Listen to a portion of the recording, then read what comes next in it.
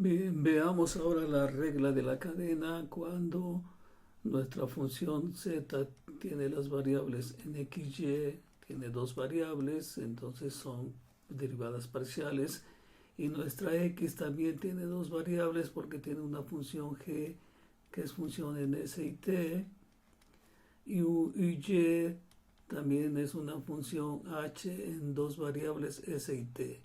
Por lo tanto, ahora nuestras derivadas deben ser derivadas parciales. Para la regla de la cadena, sobre todo cuando tenemos más variables, entonces es conveniente realizar el diagrama de árbol. Bien, entonces nosotros tenemos que z tiene dos variables que son x y y. Pero x también tiene dos variables y y también tiene dos variables que son s y que son t. Entonces, de acuerdo a esta expresión o de acuerdo a este diagrama de árbol, z tiene dos variables, debe de tener derivada parcial en x y derivada parcial en y. Y x también tiene dos variables, entonces debe de también tener parciales, debe de tener una parcial de x en s y una parcial de x en t. Y y también tiene dos variables, por lo tanto tiene una parcial en s y una parcial de y en t. Y de acuerdo a eso, tendríamos entonces dos derivadas parciales, una derivada parcial de z con respecto a s y otra derivada parcial de z con respecto a t. Derivada parcial de z con respecto a s y derivada parcial de z con respecto a t. Bien, entonces tendríamos que la derivada parcial de z con respecto a s debe ser la derivada parcial de z con respecto a x por la derivada parcial de x con respecto a s. Entonces, derivada parcial de z con respecto a x por la derivada parcial de x con respecto a s, más la derivada parcial de z con respecto a y por la derivada parcial de y con respecto a s. Parcial de z con respecto a y por parcial de y con respecto a s. Bien, y la derivada parcial de z con respecto a t también la obtenemos de la misma forma. Es parcial de z con respecto a x, pero ahora será parcial de x con respecto a t, más parcial de z con respecto a y por parcial de y con respecto a t. Okay. Entonces ese es nuestro diagrama de árbol para encontrar nuestras derivadas parciales. Entonces veamos si tenemos una función z igual al coseno de x cuadrada más y cuadrada, tiene dos variables, debe de tener derivadas parciales.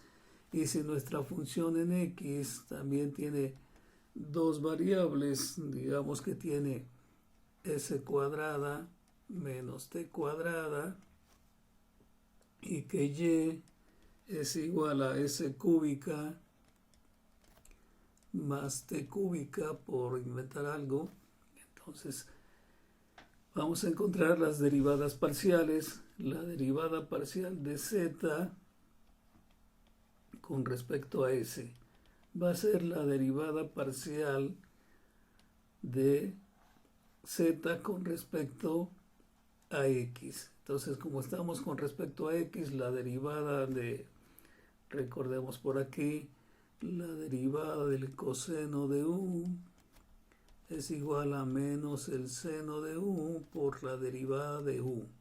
Bien, entonces, como estamos derivando con respecto a x, la derivada de x cuadrada es 2x, entonces tendremos menos 2x y va a ser el seno de x cuadrada más y cuadrada. Recordemos que la variable es x, entonces y cuadrada es constante, su derivada es 0. Y se está multiplicando por la derivada de x, con respecto a s. Entonces la derivada de x con respecto a s es 2s, porque es constante y es 0. Entonces 2s por 2s más la derivada parcial de z, con respecto a y. Entonces la derivada de y cuadrada es 2y y x cuadrada es constante, es 0. Entonces tendremos que la derivada parcial con respecto a y debe ser menos, porque es un coseno, entonces debe ser menos. Entonces escribimos más por menos 2y seno de x cuadrada más y cuadrada, y que se está multiplicando por, esta expresión se está multiplicando por la derivada de y con respecto a s. Entonces la derivada de y con respecto a s son 3s cuadradas. Entonces tendremos 3s cuadrada. Hacemos mejor el cuadrado. 3s cuadradas. Bien, entonces si hacemos nuestras simplificaciones tendríamos 2s por menos 2x menos 4xs seno de x cuadrada más y cuadrada menos 4xs, vamos a ponerlo aquí con corchetes para que no nos equivoquemos, menos 4xs por el seno de x cuadrada más y cuadrada. Y después más por menos nos va a dar menos, y menos 2 por 3 menos 6 s cuadrada, que está multiplicando al seno de x cuadrada más y cuadrada. También lo ponemos entre corchete para que no haya problemas de comprensión. Ok. Bien, ahora la parcial de z con respecto a t. Debe ser la parcial de z con respecto a x, y ya vimos que con respecto a x es menos 2x seno de x cuadrada más y cuadrada. Pero ahora buscamos la derivada con respecto a t y debe ser menos 2t. Entonces se está multiplicando por menos 2t más la derivada con respecto a y, la derivada de z con respecto a y, la derivada de z con respecto a y, que es 2y, entonces tenemos menos, entonces más por menos nos va a dar menos. Vamos a escribirlo de una vez. Más por menos nos va a dar menos. Entonces tenemos menos 2y seno de x cuadrada más y cuadrada, pero que se está multiplicando por,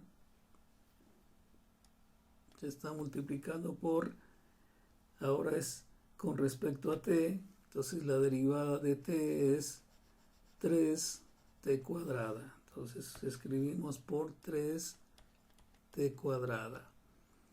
Bien, entonces haciendo las operaciones tendríamos menos 2t por menos 2, tendríamos 4. Entonces tenemos 4xt 4xt. Aquí si no hay problema porque no hay s, entonces seno de x cuadrada más y cuadrada. Y la otra multiplicación, menos 2 por 3, menos 6y t cuadrada, seno de x cuadrada más y cuadrada. Y entonces hemos obtenido las derivadas parciales con respecto a s y con respecto a t. Entonces espero que practiquen, porque esto es cuestión de practicar.